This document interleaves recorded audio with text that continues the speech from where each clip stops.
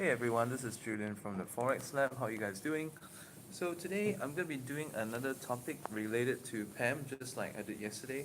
And basically I get the ideas for all these videos through the questions that you ask, or the comments that you make. Because once in a while I do go into the page. Lately I've been going to the page to check out the questions a lot more often than before as well, because I know so many of you have been trying to reach me on Facebook, on my personal Facebook, but Facebook's just been glitching so much that it's been very difficult to retrieve a lot of messages. I can see message requests from this people, but the thing is that it's very funny when I click on the others, the messages don't appear. So it's really frustrating. I think we have to revert to people trying to contact me through the page again.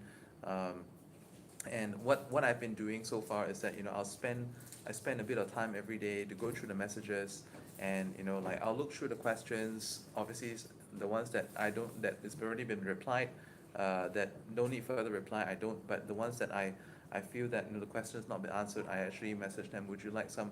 I think you may want a further answer to this. So what I do is that for those people who ask certain questions that my admin is not equipped to answer, I will say, hey, you know what, I'm going to message you on my personal Facebook. This is the URL.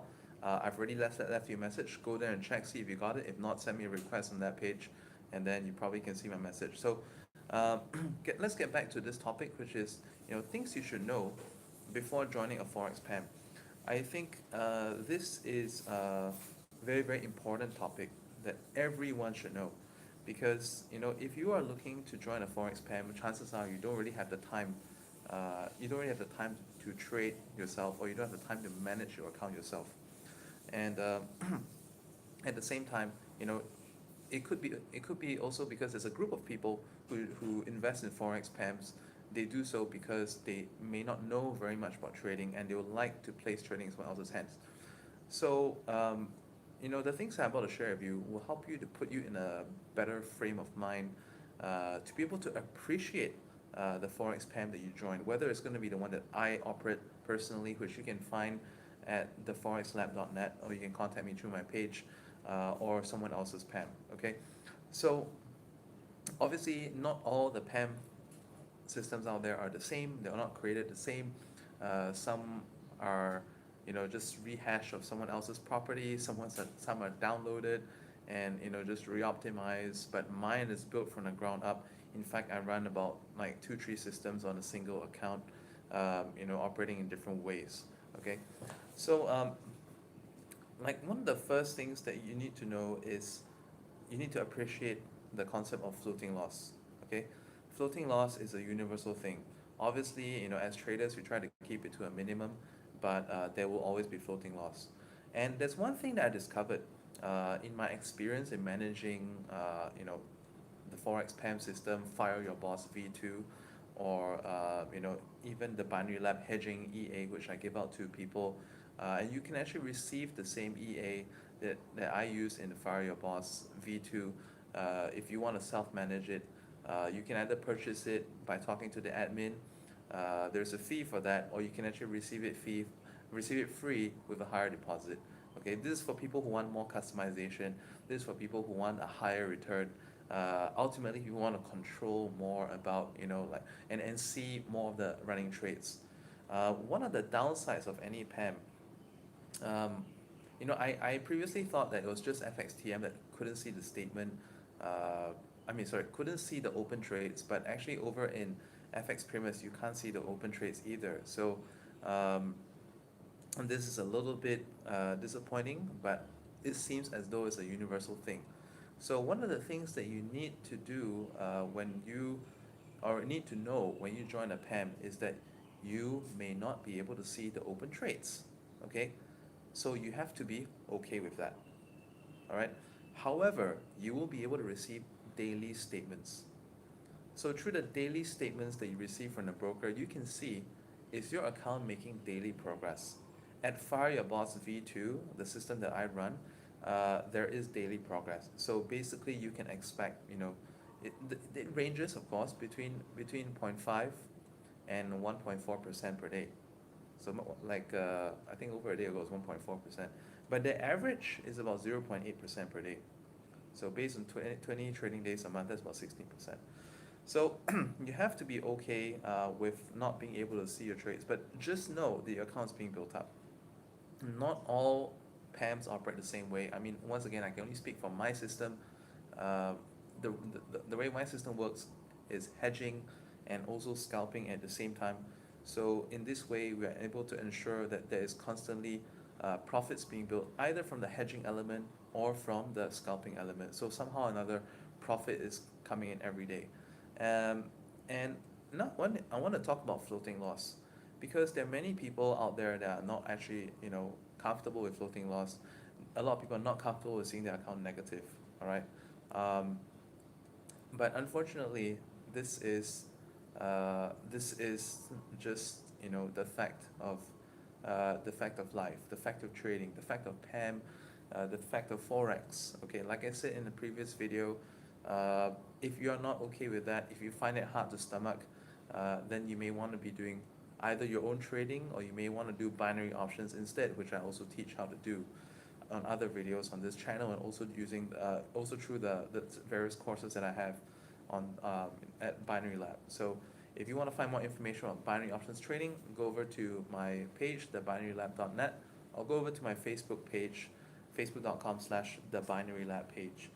So with regards to floating loss, I want to give you guys a very, very simple comparison.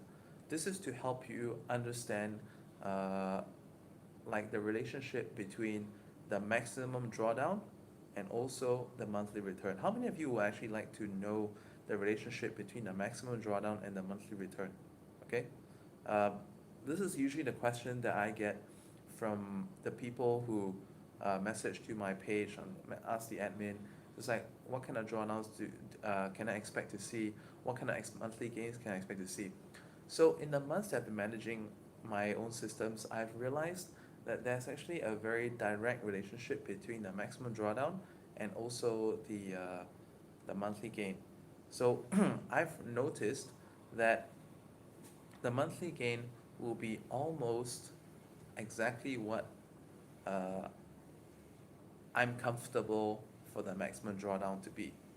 So in my systems, I design it in such a way that in most times, okay, the floating loss will range between 3 and 9%. This is fairly normal for my system.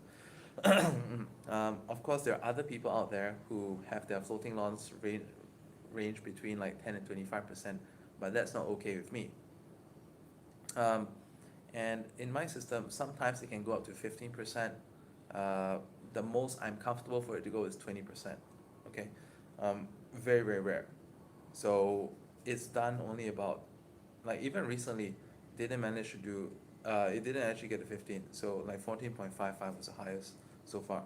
And that's still fairly good because in a similar period of time, there are other systems out there that are fairly famous and actually like, I'm still kind of pissed off that some of my close friends are still subscribed to other systems that, they were recently complaining about like 40%, 40% floating loss.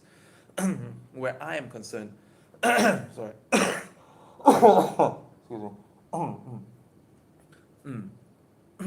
Where I'm concerned, my floating loss, maximum floating loss would be just about equivalent to my maximum, my typical profit. So if I'm prepared to have floating loss about 15 and 20%, my expected profit is also going to be 15-20% per month.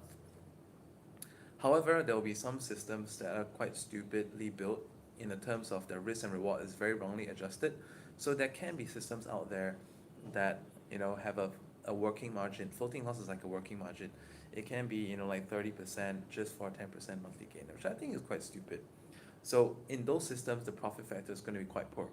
So when you're looking at a PAM system, before you should join, you should in fact look at what is the profit factor. So if you look at my FXTM page, FX premiums page, my profit factor is listed about 4.6, so which is pretty high. If you look at my original account, the initial account that I set up that I tracked, which is not published by the way, is the ones running on XM. That one, the profit factor is only about 1.2, 1.3, which is not very high. My FXTM account is actually quite high profit factor is about 3 plus or 4, but the average since the beginning when I launched it in I think it was like March, it's actually only about 1.7, 1.8 is going up. It's going up because the later months profit factor is much higher, so it averaged out the early ones. So basically, that kind of like, covers up, but it's going up. So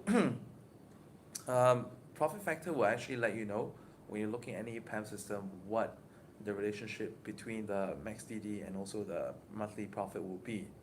So typically a profit factor of 2 and above would have a very close relationship, but a profit factor less than 2 would basically mean that for this amount of floating loss, your profit is only going to be maybe this amount.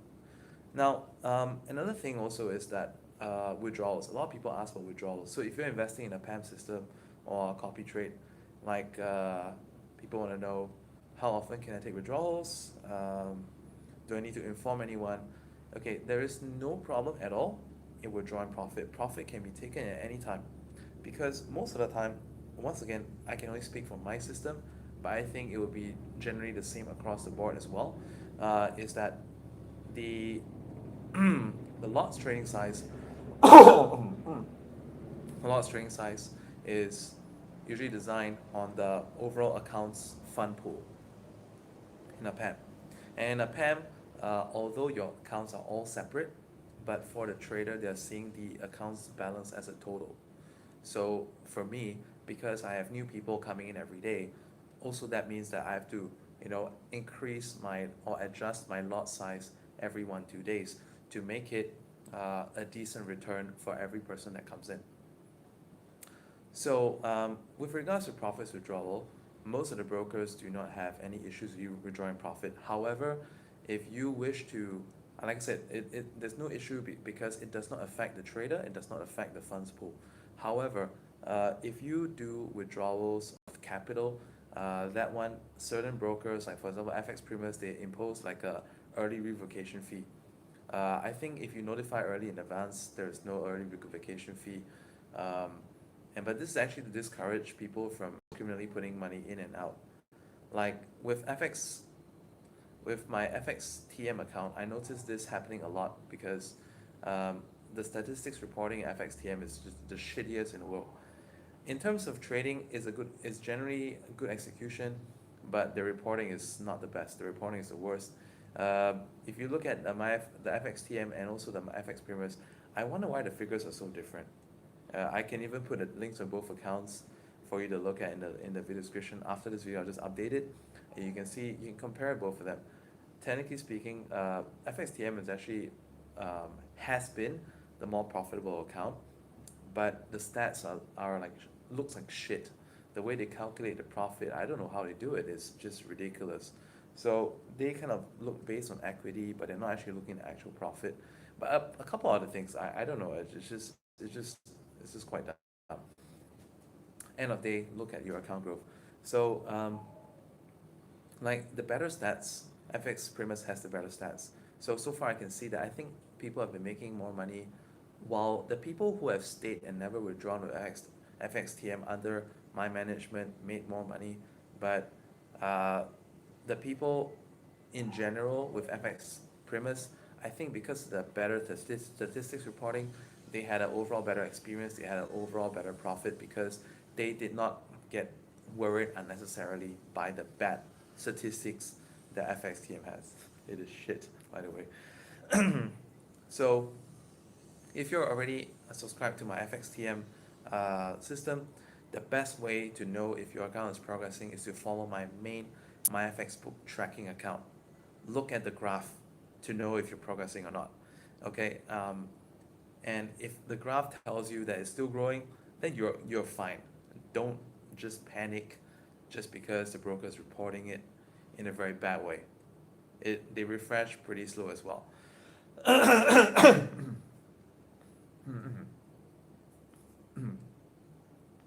Oh dear, I think my YouTube screen is frozen yet again. This happened yesterday around the 15 minutes mark. So let me end off this video pretty soon, okay?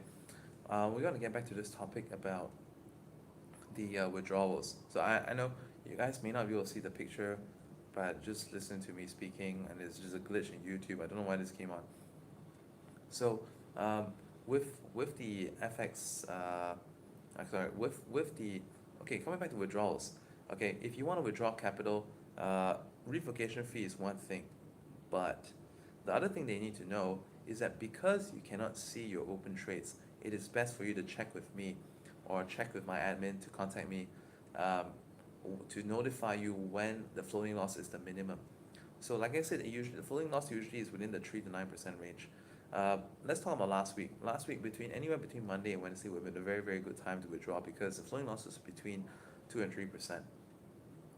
But strangely, you never and so whenever we tell you that it's okay, you better initiate your withdrawal, um, like within 36 hours, because beyond that time something can happen.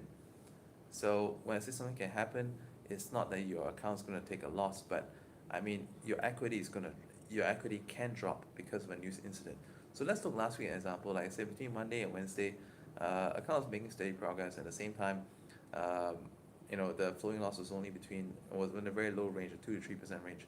But late week, like late on Thursday, and on Friday, through to Monday, US dollar strengthened like crazy, and this resulted in the floating loss going to like 9, 11, and it like starts going like 14+%. Currently at this point of time is back down to 8 to 9%. Um, but this just shows an example that like it can be very, very different, and it does make a lot of difference if you try to uh, withdraw without consulting us first. So if only you had an opportunity to see what's the open trades, um, then you would be in a better position to know whether that's a good time or not. So uh, otherwise, just ask, and I'll basically advise you on this. Obviously, sometimes if you need the funds urgently, you may not have the benefit of being able to wait. So, unfortunately, this is one of the downsides to Forex PAM. So please know that. However, if you have been investing for several months, like even if you've investing for several months, you probably already made quite a bit of money, and even if you just had to just take out the funds, you would already have benefited in the long term. So that's actually quite okay. It's just about the same as mutual funds. If any of you invested in mutual funds through like a personal financial advisor or a financial planner, you probably know that every day the funds price is different, and it can be drastically different even during the course of 1 week. So how do you base your decision? Well, it's quite difficult. We can't really know. So basically, it's just about, are you okay with this amount? If so, then just withdraw at that point in time. Having said that, even though, like I said, floating loss will fluctuate, but the account is constantly being built up. So even in the first month with my system, okay, um, in the first month, my goal is to replace the floating loss amount, which is the 3 to 9%, with a profit that is able to cover that, so that in the second month, uh, you should already have your account above the initial deposit, which is now the case with this account. So for instance, the master account started with 8,900. Right now, the equity is about I think 10,500. So despite the floating loss, it is, I mean, the actual balance is about 11,400. Um, but despite the floating loss, the equity is still above the initial balance. All right. So this is basically some things to know, that you should know before you invest with a PAM system. And I may have to reshoot this video as well, because I can see that YouTube is still recording my voice, but it's no longer recording the image. Okay, so if any other questions, feel free to leave comments or just message me through my Facebook page, facebook.com/ForexLabOfficial. I would love to give you longer detailed replies on personal Facebook. The only problem is that Facebook has a lot of glitch, and I am missing a lot of messages from you guys. So message through the page, and that way the messages come through. And if you need a response from me, let the admin know so that I can be in contact with you through my personal Facebook account.